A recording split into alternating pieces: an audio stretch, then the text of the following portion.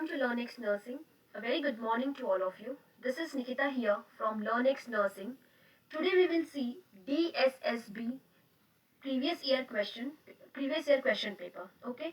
Last year जो DSSB का exam हुआ था 2019 में, वो 2 दिन में कंडक्ट किया गया था, एक 28 अगस्त को और एक 29 अगस्त को. ठीक है, 29 अगस्त को भी 2 शिफ्ट में कंडक्ट हुआ था, shift 1 and shift 2, same as 28 August, shift 1 and shift 2. हम 29 अगस्त 2019 का जो शिफ्ट 1 का पेपर है, जो भी नर्सिंग के क्वेश्चंस है, जो टोटल 100 क्वेश्चंस है, वो टोटल 3 पार्ट्स में कवर करेंगे. ठीक है, एंड ये जो DSSB के क्वेश्चन पेपर है, ये आपको कंप्लीटली सॉल्व विद एक्सप्लेनेशन मिलेगा. सो स्टार्ट करते हैं. Question number 1, the process of converting physical energy into nervous system activity is called. क्या पूछ रहे हैं आपको? प्रोसेस, एक ऐसा प्रोसेस जो कि कन्वर्ट करता है फिजिकल एनर्जी को into the nervous system activity is called. Central nervous system involve हो रहा है और फिजिकल एनर्जी को नर्वस सिस्टम की एक्टिविटी में या फिर नर्व सिग्नल्स की एक्टिविटी में जो हम कन्वर्ट करते हैं, उस प्रोसेस को क्या कहते हैं? Receptor potential, transduction, generator potential and kinesthesis. See, receptor potential and generator potential, ये दोनों ही एक ही चीज है. Receptor potential is also called as generator potential. Generator potential is also called as receptor potential. ये जो receptor potential, this receptor potential and generator potential, ये क्या है? एक ट्रांस मेम्ब्रेन पोटेंशियल डिफरेंस होता है. ठीक है, जो एक्टिवेट होता है बाय सेंसरी रिसेप्टर. ठीक है, these potentials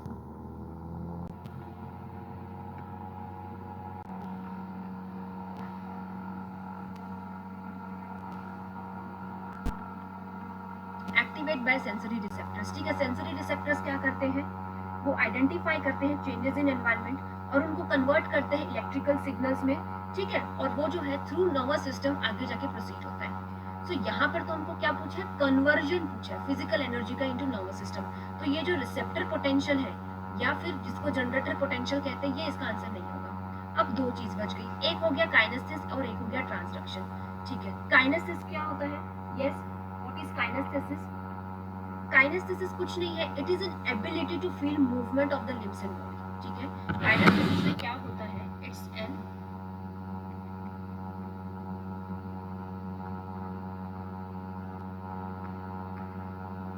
ability to feel movement. It is feel, okay, feel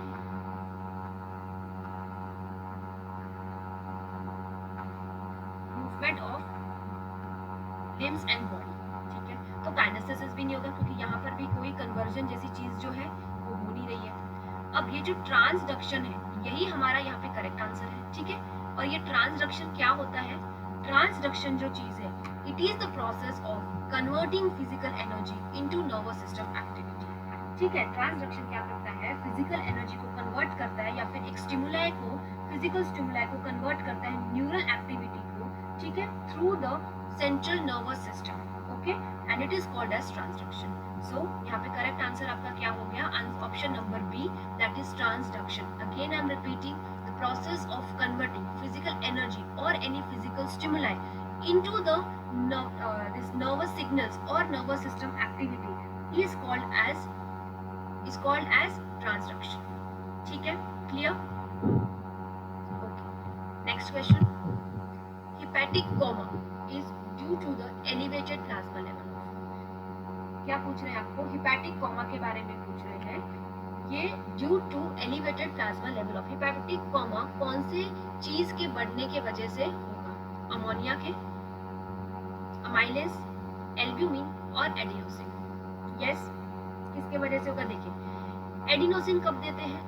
SVT में. एडिनोसिन तो एक ड्रग हो गया. ओके, एल्ब्यूमिन अगर इंक्रीज हो जाता है तो क्या होता है? सीकेडी, क्रॉनिक किडनी डिजीज हो गया, या फिर पीडियाट्रिक्स में अगर हम देखें तो नेफ्रोटिक सिंड्रोम हो गया. ये सब चीजें जो है एल्ब्यूमिन के लेवल बढ़ने की वजह से होता है. और जब अमाइलेज बढ़ता है तो क्या होता है? पैनक्रियाटाइटिस.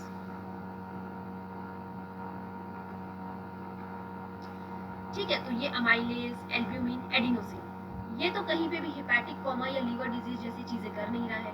तो नेक्स्ट क्या बचा हमारा? अमोनिया. ठीक है, एंड यस, हिपैटिक कोमा और हिपैटिक एनसेफेलोपैथी, हिपैटिक कॉमा और hepatic encephalopathy is due to the elevated plasma level of ammonia. ठीक है, ये जो अमोनिया है ये क्या क्या कॉज करता है, हिपैटिक कॉमा, ठीक है, लीवर डिजीजेस, जो क्रॉनिक लीवर डिजीज होते हैं, ठीक है, hepatic comma, so hepatic comma is due to the elevated plasma level of ammonia. Okay, ammonia, option number A will be your correct answer. ठीक है, okay, next question, ठीक है, क्या दिया हुआ है नेक्स्ट क्वेश्चन में, an example of politico economic factor, आपको एक एग्जाम्पल पूछा है किस चीज का, politico economic factors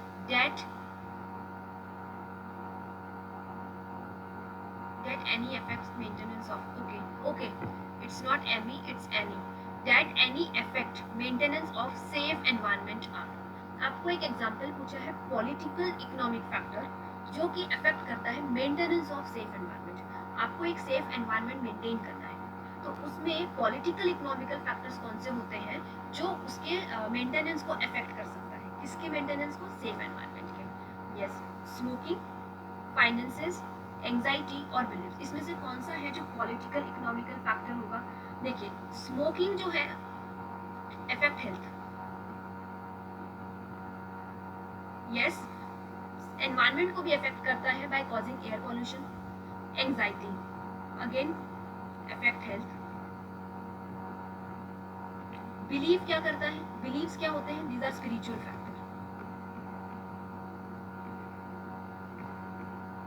spiritual factor है, ठीक है। देन फाइनेंसेस क्या हो जाएंगे, यही आपका यहाँ पे करेक्ट आंसर होगा, because finances comes under political as well as economical factor that will affect maintenance of safe environment. Okay, so option number B, that is finances will be the example of politico economical factors that affect maintenance of a safe environment. Clear है? Next question, the amount of water excreted as urine per day is about। सीधे शब्दों में आपको पूछा है urine output इन ml per day कितना होता है। यस यस, ऑप्शंस में क्या दिया गया है आपको, 1000 ml, 1500 ml, 100 ml और 500 ml। सी, नॉर्मल यूरिन आउटपुट कितना होता है,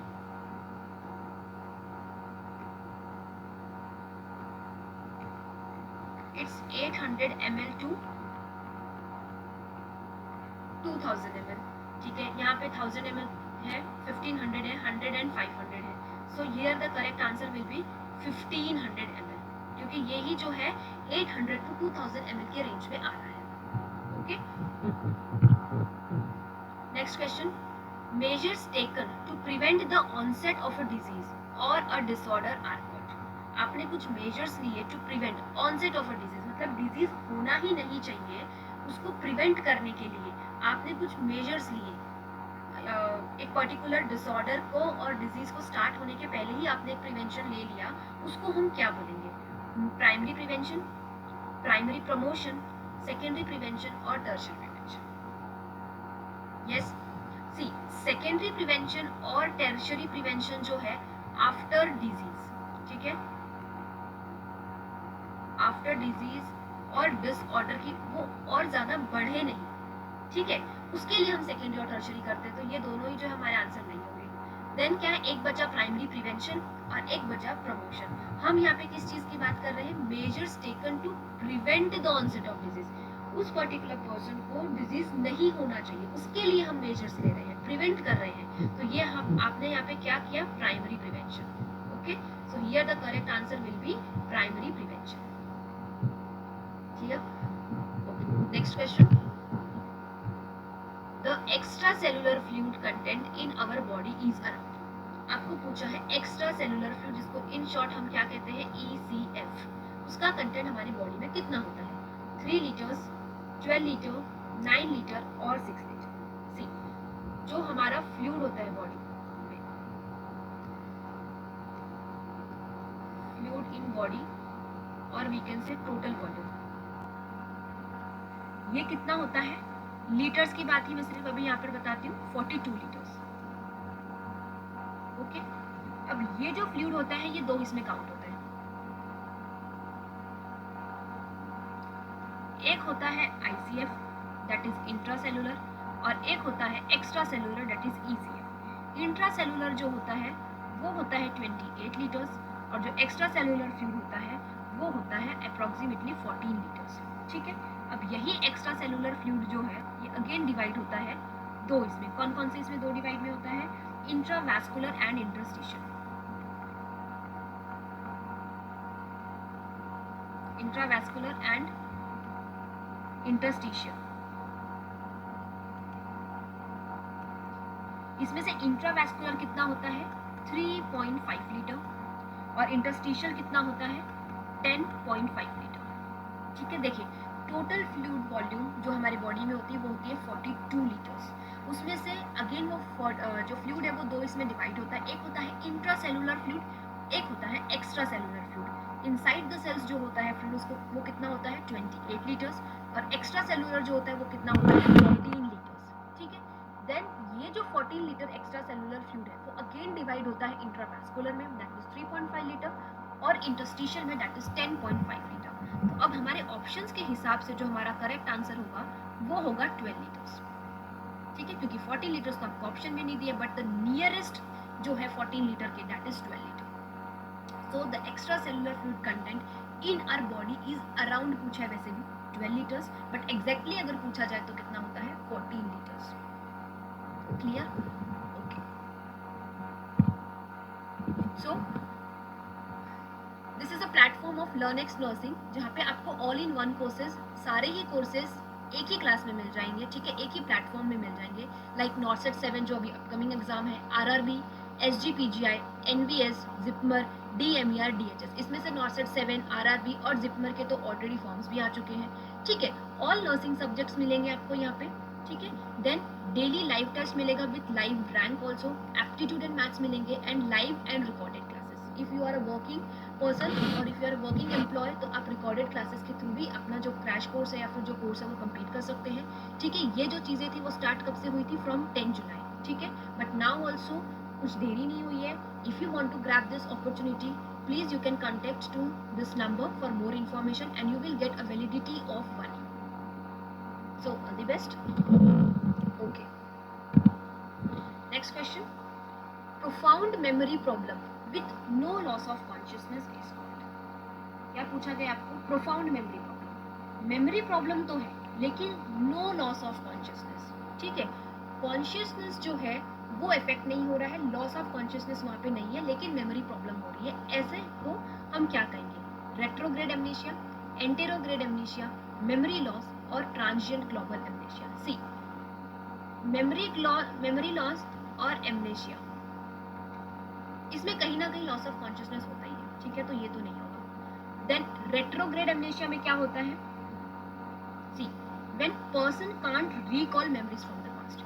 इसमें रेट्रोग्रेड एमनेशिया में ऐसा होता है कि पास्ट की मेमोरीज जो है वो उसको रिकलेक्ट नहीं कर सकता। ठीक है, पास्ट की मेमोरीज जो है वो कभी रिकॉल नहीं कर सकता। ठीक है, when person can't recall past memories. ठीक है, बट यहाँ पे जो कॉन्शियसनेस है वो इफेक्ट होता है। ठीक है, कॉन्शियसनेस इफेक्ट होता है इसलिए तो वो पास्ट मेमोरीज को रिकॉल नहीं कर पाता। ठीक है, तो ये भी नहीं होगा। Then anterograde amnesia, anterograde amnesia में क्या होता है, a person can not remember new information but can remember event from before the onset of amnesia. समझ लीजिए, मुझे ही एंटेरोग्रेड एमनेशिया हो रहा है। ठीक है, मुझे अब एमनेशिया हो गया, बट एमनेशिया होने के पहले जो मेरी लाइफ थी, personal, professional, everything I remember. But एक बार जब मुझे एमनेशिया हो गया, एमनेशिया होने के बाद से जो भी इवेंट्स होते हैं वो मुझे याद नहीं रहते। इसे कहते हैं anterograde amnesia. In anterograde amnesia the person will be able to recall the past memories before amnesia. जब उसको एमनेशिया हुआ था उसके पहले के उसके जो भी लाइफ इवेंट्स थे वो उसको याद रहते हैं। ठीक है, बट एक बार जब उसको एमनेशिया हो गया उसके बाद अगर उसके लाइफ में कुछ भी चीज़ें हो रही है तो वो उसको याद नहीं रख पाता, उसे कहते हैं एंटेरोग्रेड एमनेशिया। ठीक है, तो यहाँ पे भी जो लॉस ऑफ कॉन्शियसनेस है वो अल्टर्ड होता है। ठीक है। देन आता है ट्रांजिएंट ग्लोबल एमनेशिया, जो हमारा करेक्ट आंसर है। ट्रांजिएंट ग्लोबल एमनेशिया में क्या होता है? यस बताइए क्या होता है ट्रांजिएंट ग्लोबल एमनेशिया में? सी ट्रांजिएंट ग्लोबल एमनेशिया, जिसको शॉर्ट में ये भी कहते हैं TGA, okay, it is a sudden temporary interruption of short term memory. जो शॉर्ट टर्म मेमोरी होती है उसमें क्या करते हैं, suddenly temporary for a temporary time, ठीक है, इंटरप्शन किया जाता है शॉर्ट टर्म मेमोरी का, और यहाँ पे लॉस ऑफ कॉन्शियसनेस नहीं होता है, ठीक है। इसीलिए profound memory problem with no loss of consciousness is called as transient global amnesia. See क्या होता है इसमें? इट इज अ सडन, अगर ये परमानेंट होता तो यहाँ पे लॉस ऑफ कॉन्शियसनेस होने के चांसेस थे, ठीक है। It is a sudden temporary interruption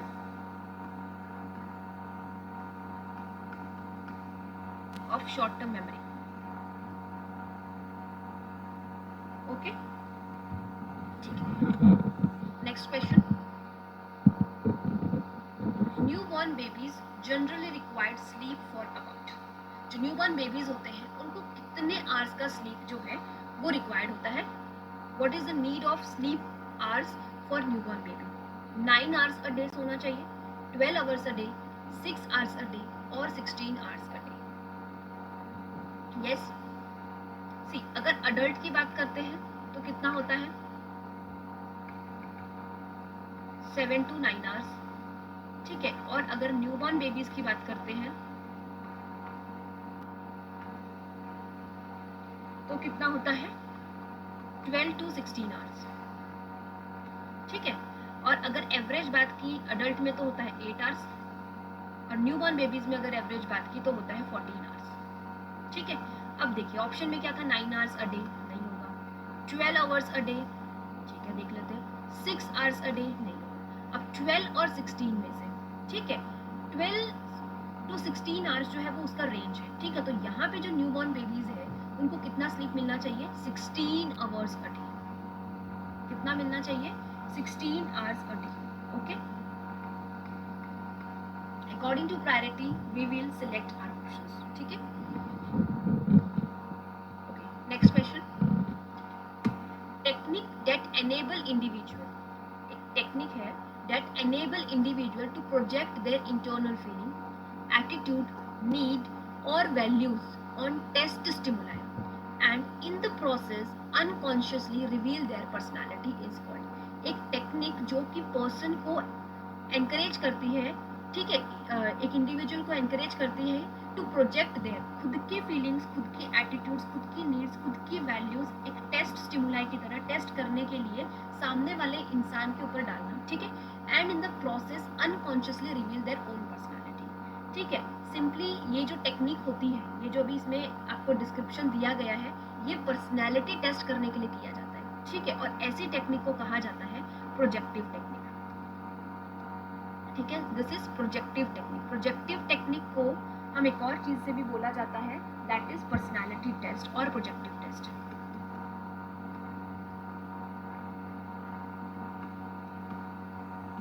ठीक है। इसमें क्या होता है, in psychology specially this technique that is projective technique is also called as projective test और personality test. Projective techniques are normally used for individual और स्मॉल ग्रुप इंटरव्यूज। होता है जब हम इंटरव्यूज के लिए जाते हैं, हमको सिनारियो दिया जाता है, समझ लीजिए आप पर्टिकुलर एक आईसीयू में है और आपके सामने एक पेशेंट क्रैश हो गया, so what will be your first priority? हो गया अपने मीन्स इट्स लाइक किसी ने आपको बताया है कि आपके सामने ये सिनारियो है and what you will do, like that हम उस सामने वाले इंसान की पर्सनैलिटी को टेस्ट कर सकते हैं। और ऐसी टेक्निक को क्या कहा जाता है? Projective technique, a technique that enable individual to project their internal feeling, attitude, needs or values on test stimuli. Example अगर हमको हॉस्पिटल का ही नर्सेस को केस सिनारियो दे दिया जाता है that you are posted in a particular ward and the patient is crashed in front of you, so what will you be your first priority? Some nurses will be panic, some nurses will be use their common sense and prompt act या फिर immediate actions लेने वाले भी होते हैं, ठीक है। like that we can analyze the person, okay, so it is the projective technique. hypnosis क्या होता है? सबको पता है, hypnotic वो पेंडुलम वाला सभी ने मूवीज में भी देखा हुआ है, ठीक है। एक डीप रिलैक्सेशन में चले जाते हैं, ठीक है, in order to treat psychological और इमोशनल डिसऑर्डर्स के लिए ये जो हिप्नोसिस है ये यूज किया जाता है, ठीक है। रिलैक्सेशन टेक्निक क्या है, रिलैक्स किया जाता है पूरा, कंप्लीटली उसको रिलैक्स कर देंगे, ठीक है। और उसके बाद में जो भी पर्टिकुलर पर्सन को साइकोलॉजिकल और इमोशनल प्रॉब्लम है उसके लिए भी ये रिलैक्सेशन टेक्निक हेल्पफुल होती है। देन रीइंफोर्समेंट क्या होता है, एक्शन ऑफ स्ट्रेंथनिंग और encouraging something, simple action of strengthening और encouraging something. But here the technique that enable individuals to project their internal feelings, attitudes, needs or values on test stimuli and in the process unconsciously reveal their personality is called as projective technique. खुद के emotions, खुद की feelings, खुद की needs को किसी सामने वाले पे प्रोजेक्ट करना to analyze the personality of particular person is called as projective technique. Okay. Next question. Excessive bilirubin in the plasma level causes cyanosis, jaundice, cystic fibrosis or leukemia. Yes, everyone has given correct answer. It is jaundice. Bilirubin के level के बढ़ने की वजह से क्या होता है, jaundice. ना ही साइनोसिस होता है, ना ही सिस्टिक फाइब्रोसिस और ना ही ल्यूकेमिया। ओके, इजी क्वेश्चन था। Next, dryness of the mouth is also called, dryness of the mouth किसको कहा जाता है, टर्जिडिटी को, जीरोस्टोमिया को, ग्लोसाइटिस को या फिर स्टोमेटाइटिस को। यस, देखिए स्टोमेटाइटिस क्या होता है, एक एक करके देखते हैं। Inflammation of mucosal tissue of mouth,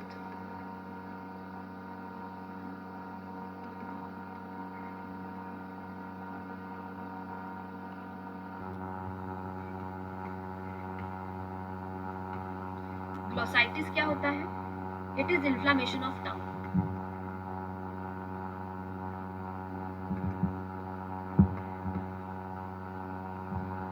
turgidity का मतलब क्या होता है, सेल स्वेलिंग। देखिए एक सेलुलाइटिस होता है जिसमें infection and inflammation of cells होता है, और एक टर्जिडिटी होता है जिसको हम कहते हैं सेल स्वेलिंग।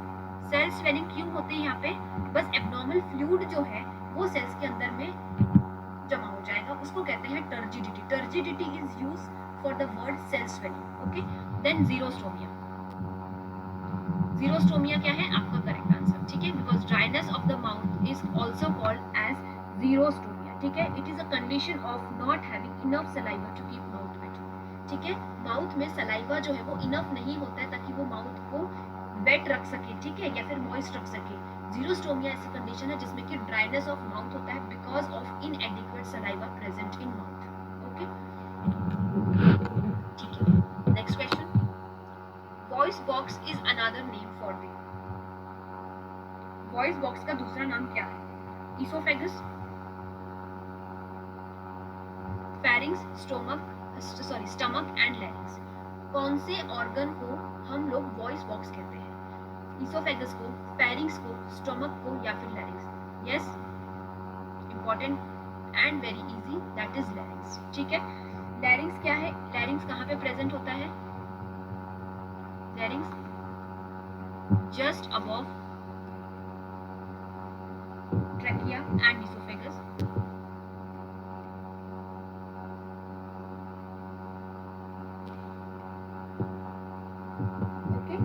और क्यों लैरिंग्स को वॉइस बॉक्स कहा जाता है, because it produces sound.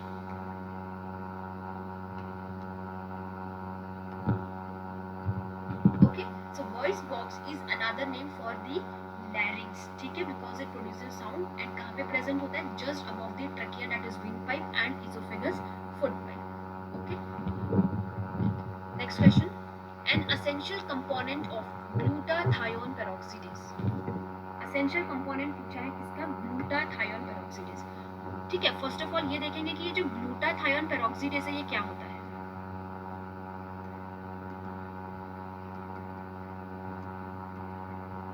what is glutathione peroxidase?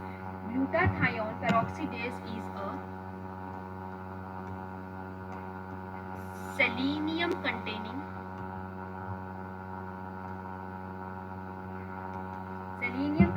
antioxidant enzyme,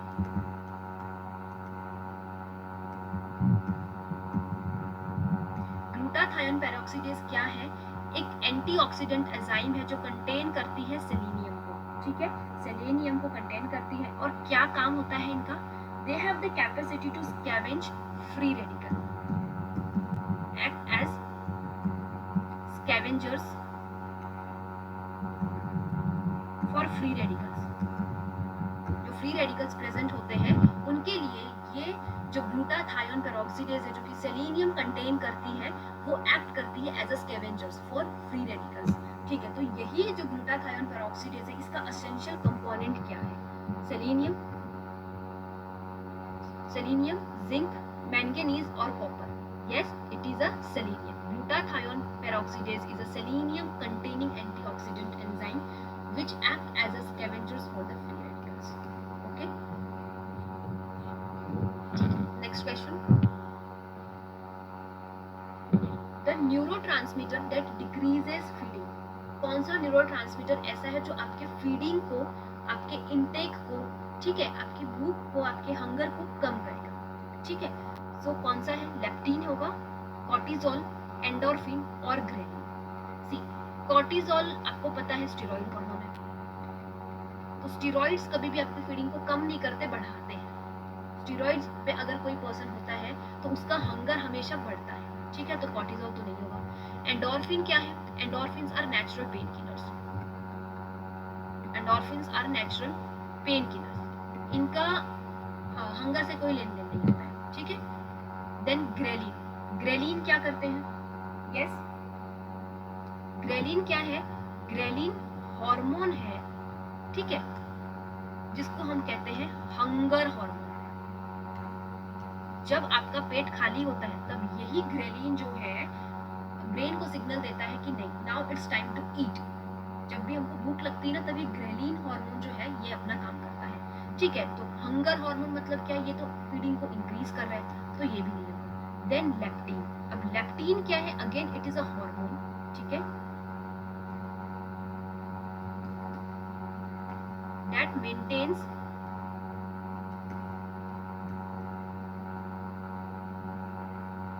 body weight. ये जो लेप्टिन हार्मोन है ये क्या करता है ना, हमारा बॉडी वेट को मेंटेन करता है, कितना हमारा बॉडी वेट मेंटेन होना चाहिए। सो जितना जरूरत है मेंटेनेंस ऑफ बॉडी वेट की, उसके ही हिसाब से हमारी फीडिंग रहती है, ठीक है। और जब ये बॉडी वेट बहुत एक्सेसिव जाने लगता है तब यही लेप्टिन हार्मोन जो है हमारे फीडिंग को, हमारे हंगर को कम करता है, ठीक है। So the neurotransmitter that decreases feeding is leptin, okay. So leptin will be the correct answer.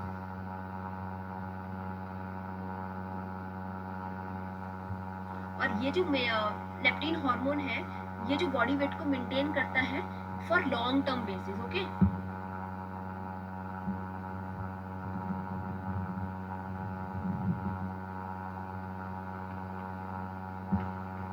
For long term basis this leptin hormone maintains the body weight, okay. And for the maintenance of body weight as per the requirement of body they decreases the feeding or they decreases their hunger, okay.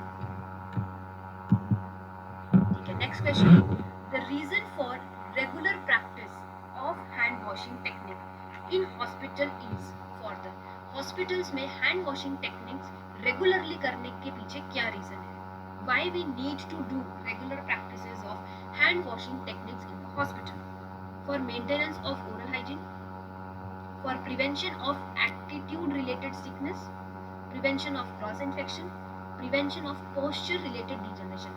Yes, prevention of cross infection. सबको पता है hand washing या hand रब जो है regular practices में हम क्यों करते हैं? To prevent the cross infection for us as well as for the patient, okay. Next question. Heat stroke usually occurs at temperature. Heat stroke कितने टेम्परेचर के आसपास में या फिर कितना टेम्परेचर होता है तो हीट स्ट्रोक पेशेंट को होता है या हीट स्ट्रोक पर्सन को होता है?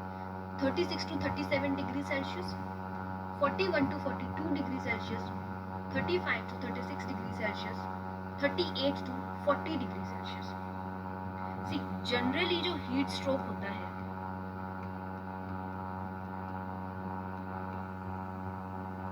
Heat stroke occurs at 40 degree Celsius और 104 डिग्री फ़ारेनहाइट। ठीक है, हीट स्ट्रोक यूजुअली कितने टेम्परेचर पे होता है? अब हम ऑप्शंस की तरफ देखते हैं। यहाँ पे 36 टू 37 है, नहीं। 35 टू 36 है, नो। 38 टू 40 है, ठीक है, तो ये भी नहीं होगा। यहाँ पे जो आपका आंसर होगा वो होगा 41 टू 48, ठीक है, sorry 41 to 42 degree Celsius will be your correct answer, क्योंकि यहाँ पे 38 टू 40 डिग्री सेल्सियस का आपको सिर्फ रेंज दिया हुआ है। ओके, सो हीट स्ट्रोक कब होता है? जब आपका टेम्परेचर 41 से लेके 42 डिग्री सेल्सियस तक के है, और अगर इसी को हम फ़ारेनहाइट में बोलते हैं तो कितना होता है? 105.8 degree Fahrenheit to 107.6 degree Fahrenheit. इतना टेम्परेचर अगर हो गया है उस पर्सन का, तो उसको हीट स्ट्रोक जो है वो होने के चांसेस बनते हैं, हीट स्ट्रोक होता ही है, ठीक है। It is 41 to 42 degree Celsius. अगर यहाँ पे डायरेक्टली ओनली 40 डिग्री सेल्सियस दिया रहता ऑप्शन में, तो आपका आंसर ऑप्शन डी होता, बट यहाँ पे रेंज दी हुई है 38 टू 40 डिग्री सेल्सियस, एग्जैक्टली नहीं बोला है कि सिर्फ 40 डिग्री सेल्सियस, इसीलिए 40 डिग्री सेल्सियस आपका आंसर यहाँ पे नहीं बनता, ठीक है। So heat stroke usually occurs at temperature around 40 degree Celsius or 104 degree Fahrenheit. But according to the question and according to the options given, the correct answer will be 41 to 42 degree Celsius. ठीक है? Okay, next question. The energy liberated from each gram of carbohydrate. सीधा आपको क्या पूछा गया है? Energy. Energy हम किस में काउंट करते हैं? किलो कैलोरी में। तो आपको यहाँ पे पूछा गया है 1 ग्राम ऑफ कार्बोहाइड्रेट कितना किलो कैल एनर्जी को प्रोड्यूस करता है? सबको पता है it is 4। 1 gram of carbohydrate जो है 4 kilo cal, it's like 4 kilo cal का जो एनर्जी है, the energy liberated from each gram of carbohydrate. 1 gram of carbohydrate से कितनी एनर्जी बनती है, कितने किलो कैल्स बनते हैं? दैट इज 4, ठीक है। ऑप्शंस देखते हैं। 8.3 कैलोरीज, 6.2 कैलोरीज, 4.1 कैलोरीज और 9.3 calories. Here your correct answer will be 4.1 calories. देखिए कभी भी है ना एग्जैक्ट टू द पॉइंट आपको ऑप्शंस नहीं मिलेंगे। 4 का 4 ही मिलेगा नहीं, 9 का 9 ही मिलेगा नहीं, ठीक है। जो टेम्परेचर रीडिंग होती है कि नहीं 38.9 पे ही हीट स्ट्रोक होता है, तो 38.9 ही आपके ऑप्शन में मिलेगा नहीं। कभी कभी ऐसा भी होता है F1 के क्वेश्चंस पूछे जाते हैं कैथेटर, सक्शन कैथ के ऊपर क्वेश्चन पूछा जाता है 10, 12, 14, 16, ठीक है। और समटाइम्स कैसे होता है 10 to 12, 12 to 14, 16 to 18, 14 to 16 range दे देते हैं, और इन रेंजेस में से हमको पता है कि नहीं 15 का ही कैथेटर यूज करते हैं या फिर सिर्फ 14 का ही कैथेटर यूज करते हैं, तो एग्जैक्टली जो है आपको ऑप्शंस कहीं नहीं मिलेंगे। थोड़े बहुत जो है नियर बाय रीडिंग्स होती है, but you should know the normal thing, ताकि आप आसपास के जो उसके आंसर्स है वो उसको करेक्ट कर पाए और आपका आंसर जो है वो करेक्ट हो जाए, ठीक है। Okay, next question. A body fluid found in joints, joints के बीच में, ठीक है, समझिए ये आपका बोन हो गया, ये जॉइंट है यहाँ पे और यहाँ पे एक फ्लूइड है, ये वाला फ्लूइड जो है वो आपको पूछा गया, क्या कहते हैं इस फ्लूइड को? देखिए एमनियोटिक फ्लूइड हमको प्रेग्नेंट लेडी में मिलता है, ठीक है, जो फीटस को सराउंड करके रखता है, तो ये तो नहीं होगा। पेरिटोनियल फ्लूइड पेरिटोनियल कैविटी में मिलता है, सेरेब्रोस्पाइनल फ्लूइड ब्रेन में मिलता है, ठीक है, बट यहाँ पे जॉइंट्स की बात हो रही है, और ये फ्लूइड कौन सा होता है? Synovial fluid. A body fluid found in the joint is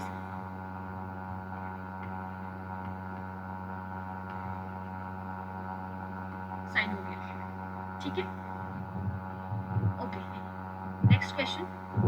secondary bile acid is, सबको पता है कि लीवर बाइल प्रोड्यूस करता है। अब वो जो बाइल होता है उसका जो सेकेंडरी बाइल एसिड है उसमें कौन सा बाइल एसिड आता है, ये आपको पूछा गया है, ठीक है। फर्स्ट ऑप्शन क्या दिया गया है? Taurocholate, lithocholic acid, colic acid और कीनोडीऑक्सीकॉलिक एसिड। सी, जो बाइल एसिड होता है ये दो में डिवाइड होता है। अब सेकेंडरी पूछा आपको तो प्राइमरी भी होता ही है, ठीक है।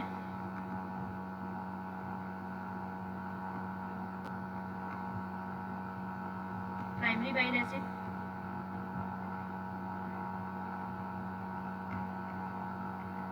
एंड सेकेंडरी बाइल एसिड, ठीक है। ये जो प्राइमरी बाइल एसिड होती है इसमें दो आते हैं, एक होता है कॉलिक और एक होता है कीनोडीऑक्सीकोलिक।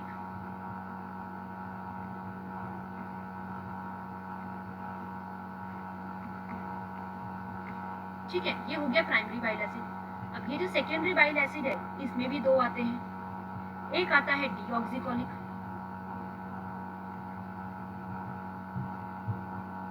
और एक आता है लिथोकोलिक। अब देखते हैं इसमें से हमारे ऑप्शंस हैं क्या। ठीक है, सेकेंडरी बाइल एसिड में कौन से आते हैं? दो, deoxycholic and lithocholic. And yes, हमारे यहाँ पे हमारे पास ऑप्शन नंबर बी है लिथोकोलिक एसिड का। सो सेकेंडरी बाइल एसिड क्या है? Lithocholic acid. बट आपको ये पूरा याद होना चाहिए कि बाइल एसिड जो है वो दो तरीके के होते हैं, एक होता है प्राइमरी बाइल एसिड, एक होता है सेकेंडरी बाइल एसिड।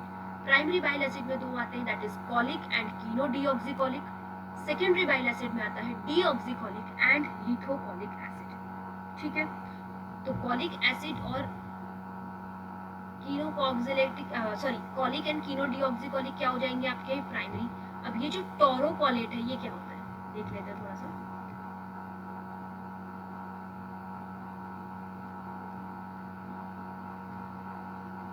टोरोकोलेट जो है ये भी एक एसिड ही है। ठीक है, इसका नाम होता है taurocholic acid. Okay, and it act as a detergent to solubilise the fat for absorption. Fat का ऑब्जॉर्प्शन अच्छे से होना चाहिए, इसलिए ये जो टोरोकोलिक एसिड है ये एक्ट करता है एज अ डिटर्जेंट और फैट को सॉल्युबलाइज करता है ताकि अब वो एब्जॉर्ब हो सके अच्छे से बॉडी में। टोरोकोलिक एसिड या फिर टोरोकोलेट जो है वो क्या करता है? It act as a detergent. ठीक है, डिटर्जेंट की तरह काम करता है, फैट को सॉल्युबलाइज करता है ताकि फैट का जो एब्जॉर्प्शन है वो अच्छे से बॉडी में हो सके। ये काम होता है टोरोकोलेट का, दैट इज टोरोकोलिक एसिड। ओके, ठीक है, next question, supervision is. Supervision की डेफिनेशन पूछी गई या फिर सुपरविजन का मीनिंग पूछा गया? Turning upward, supervision is turning upward. ठीक है, देखते हैं। lying down in a dorsal position with a pillow under the head, ये तो कोई पोजीशन हो गई। ठीक है, देखते हैं फिर भी। verbal encouragement and observation with the task, आपको verbally encourage करना and observe करना जो भी टास्क आपको दिया है। lying on one side, देखिए turning upward, lying down in a dorsal position with a pillow under the head and lying on one side, these all are the position।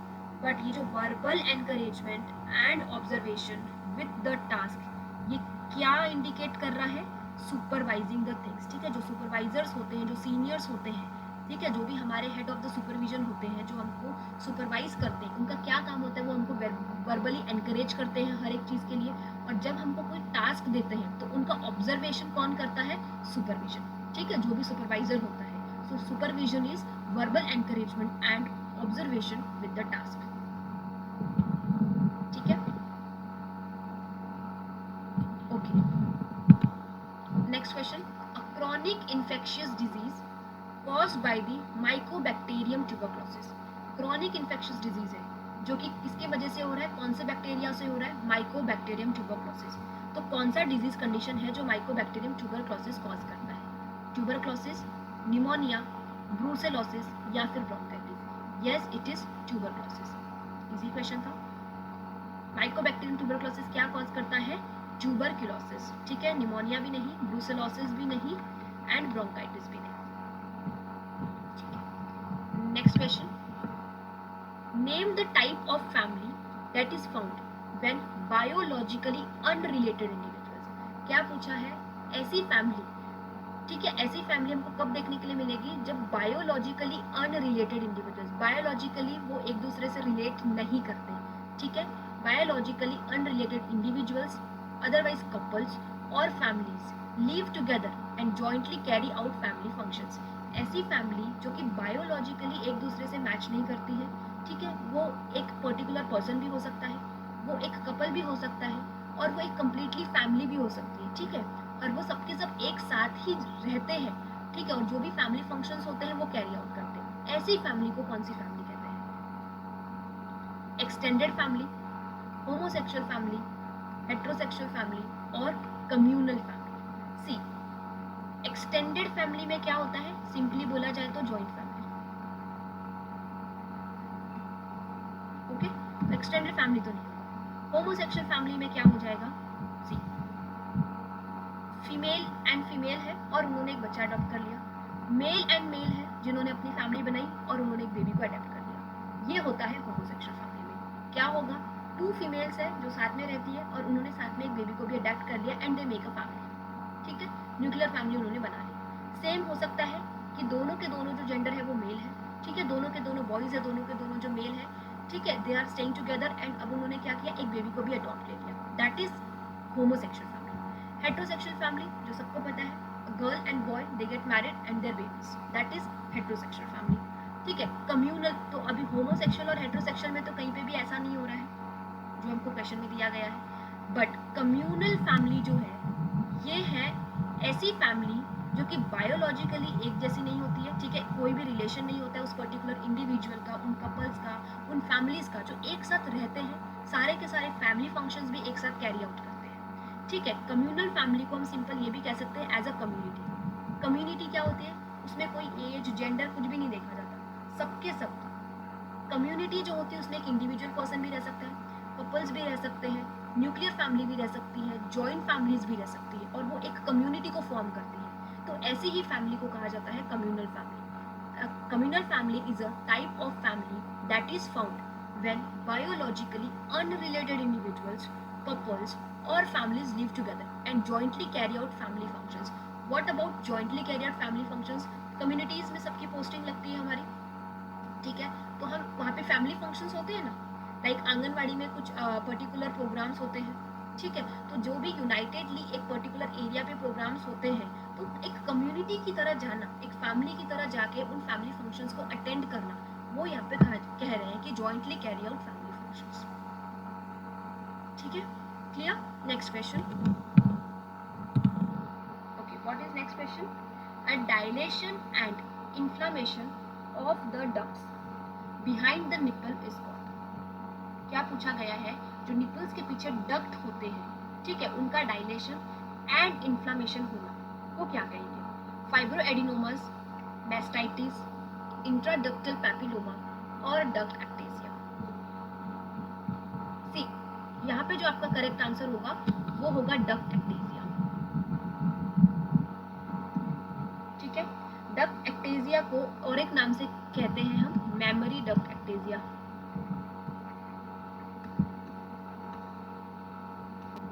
ठीक है।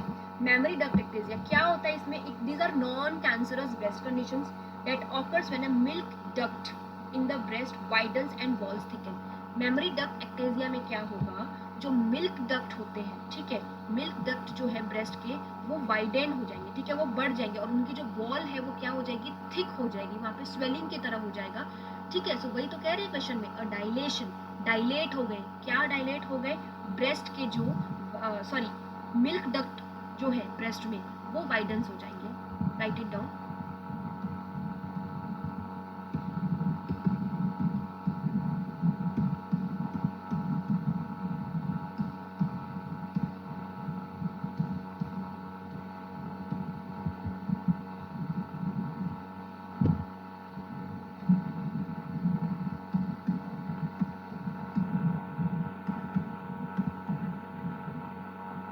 Sorry, inflammation का spelling, ठीक है, इसी को कहते हैं मेमोरी डक्ट एक्टेसिया, ओके। फाइब्रोएडिनोमास और इंट्राडक्टल पैपिलोमा जो होता है, उसके पहले मेस्टाइटिस देख लेंगे। What is mastitis? Inflammation of breast tissue,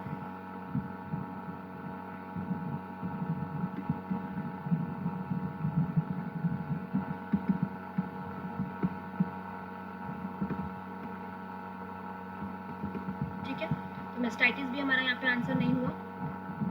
intraductal papilloma और फाइब्रोएडिनोमास, ये दोनों ही क्या है, सॉलिड ब्रेस्ट लंप जो है फाइब्रोएडिनोमास में होता है,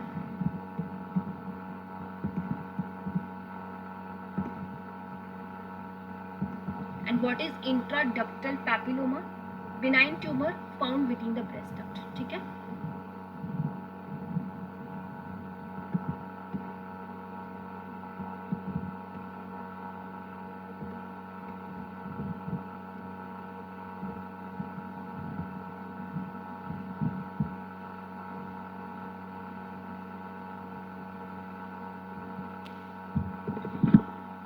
dilation and inflammation of the ducts behind the nipple is called as duct ectasia और mammary duct ectasia.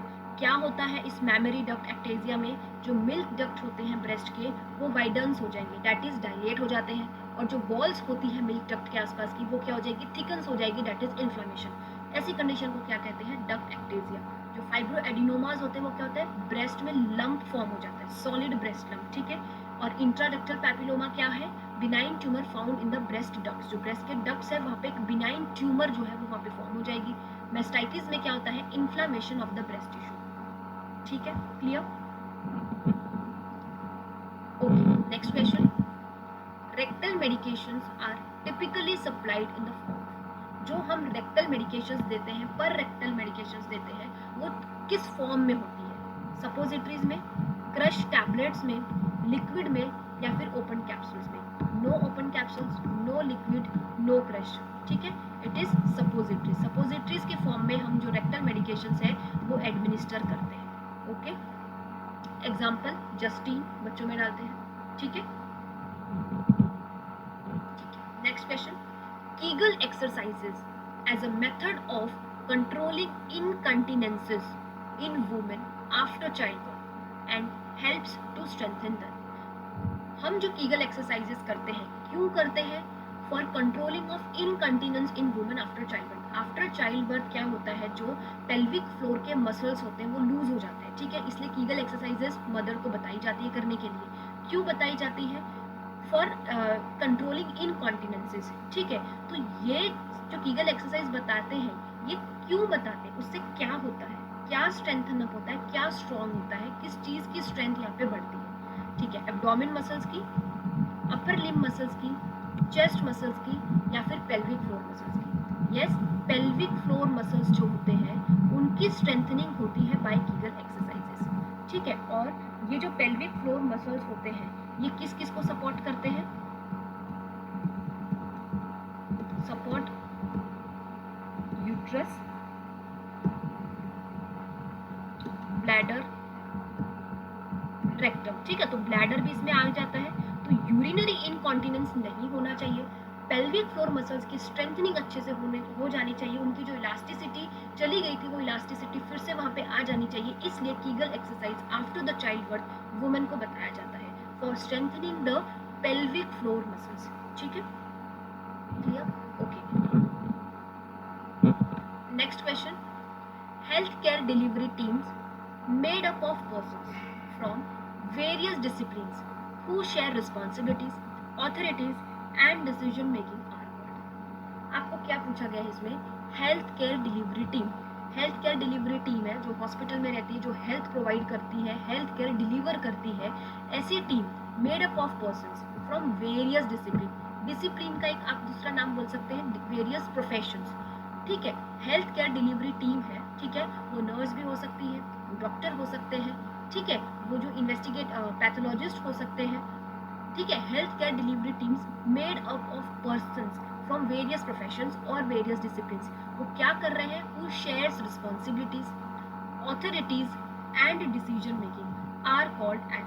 ऐसे टीम्स को हम क्या बोलते हैं? यस, इंटरडिसिप्लिनरी टीम बोलेंगे, इंट्राडिसिप्लिनरी टीम बोलेंगे, मल्टीडिसिप्लिनरी टीम बोलेंगे, या ट्रांसडिसिप्लिनरी टीम बोलेंगे. सी, यहाँ पे आपका जो करेक्ट आंसर होगा वो होगा इंटरडिसिप्लिनरी टीम्स. ठीक है, इंटरडिपार्टमेंटल. इंटरडिपार्टमेंटल क्या है? वो मैनेज कर रहे हैं. जो गोल है आपका, गोल क्या है? Patient care. Patient care properly होनी चाहिए. ठीक है, तो इसमें जो हेल्थ की डिलीवरी टीम मेंबर्स हैं, ठीक है, नर्सेज है, डॉक्टर्स है, फिजियोथेरेपिस्ट है, ये सब एज अ टीम काम करेंगे. ठीक है, वो ये नहीं देखेंगे कि हमारा प्रोफेशन क्या है, मेरा काम तेरा काम वाली चीज नहीं होती है यहाँ पे. They share their responsibilities. if one person has completed their responsibility, they can look after other person's responsibilities also. ठीक है, who share responsibilities, authorities and decision making. This kind of healthcare delivery team is called as interdisciplinary team. ठीक है, थोड़े बाकी के भी देख लेते हैं. इंट्राडिसिप्लिनरी टीम में क्या होता है? All professional belongs to the same areas of expertise and work towards the achievement of common goal. Intradisciplinary teams में क्या होगा? सारे के सारे एक ही प्रोफेशन से होंगे, या तो पूरे के पूरे नर्सेज होंगे या फिर पूरे के पूरे डॉक्टर्स होंगे. और वो वर्क किस चीज़ के लिए करेंगे, towards the achievement of a common goal, जो उनका कॉमन गोल है दैट इज पेशेंट केयर, ठीक है, उसके ऊपर जो है वो इंटरडिसिप्लिनरी टीम्स वाले जो पर्सन होते हैं वो काम करते हैं, सबके सब एक ही प्रोफेशन से जो है यहाँ पे वो बिलोंग करेंगे, ठीक है।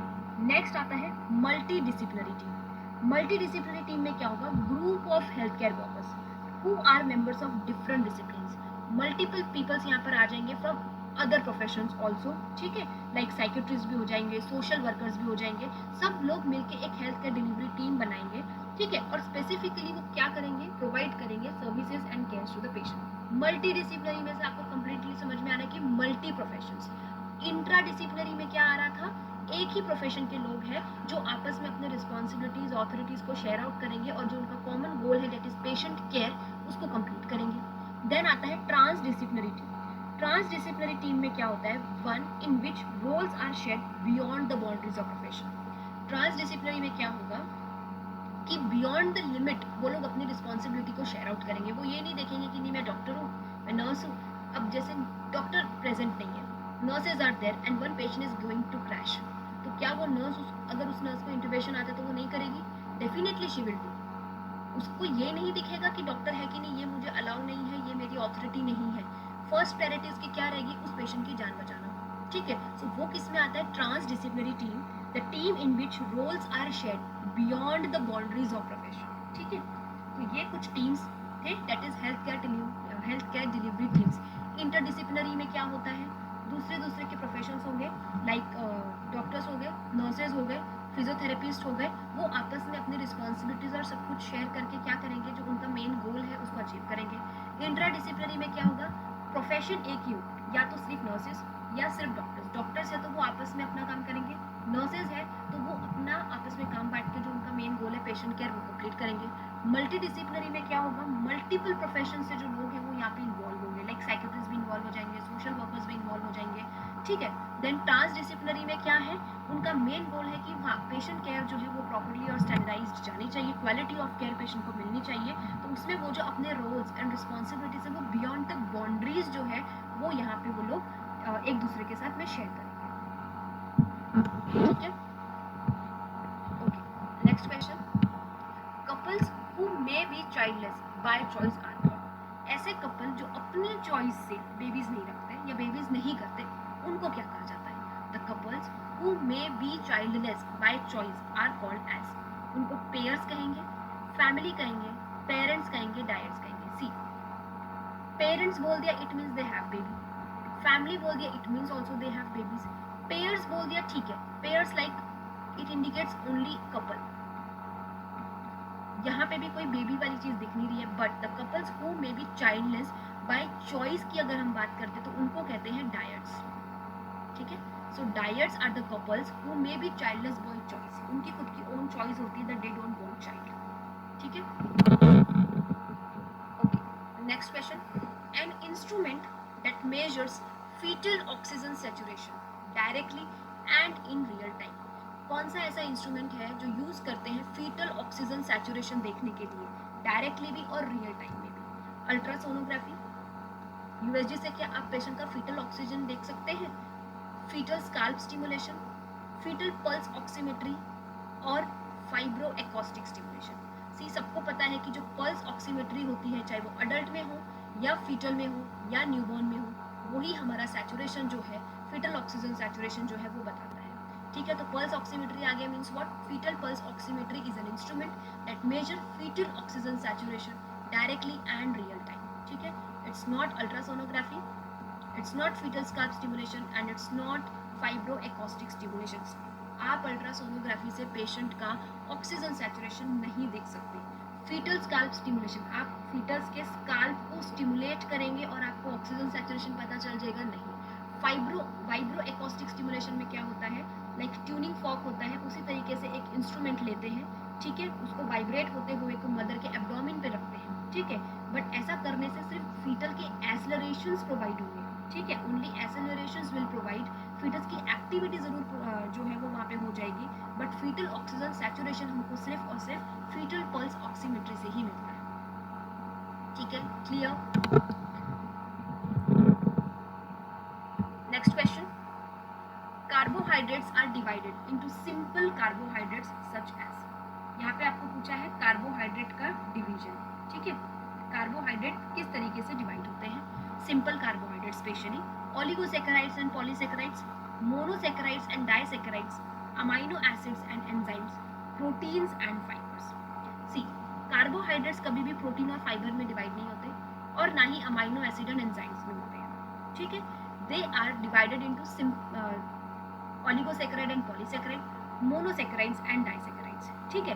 और हमको क्या पूछा गया है यहाँ पे, सिंपल कार्बोहाइड्रेट जो है वो कौन से इसमें डिवाइड होता है, that is monosaccharide and disaccharide.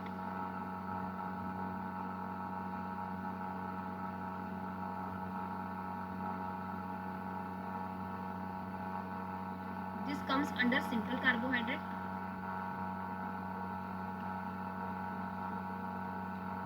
और ये होते हैं complex.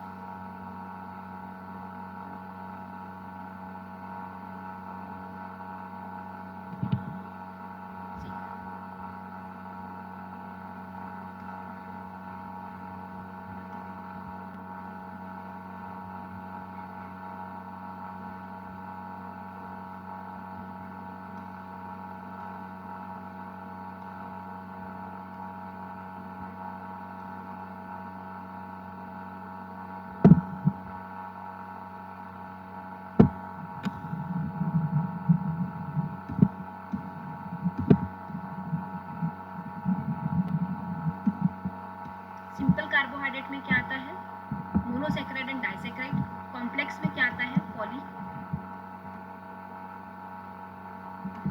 And oligosaccharide.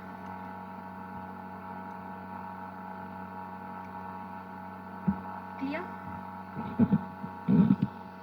Then the last question, how many kilocal of energy per gram do fats provide. हमने एक ऐसा ही क्वेश्चन कार्बोहाइड्रेट का भी किया था कि 1 ग्राम ऑफ कार्बोहाइड्रेट कितना किलोकैल ऑफ एनर्जी प्रोवाइड करता है, ठीक है। Now what we are asking, 1 gram of fat कितना प्रोवाइड करेगा, 9, 10, 11 और 8। देखिए 1 ग्राम ऑफ कार्बोहाइड्रेट कितना प्रोवाइड करता है, 4 किलोकैल। 1 ग्राम ऑफ प्रोटीन कितना एनर्जी प्रोवाइड करता है, अगेन 4 किलोकैल। और 1 ग्राम ऑफ फैट कितनी एनर्जी प्रोवाइड करता है, दैट इज 9 किलोकैल, ठीक है। So here the 9 kilocal will be your correct answer, okay.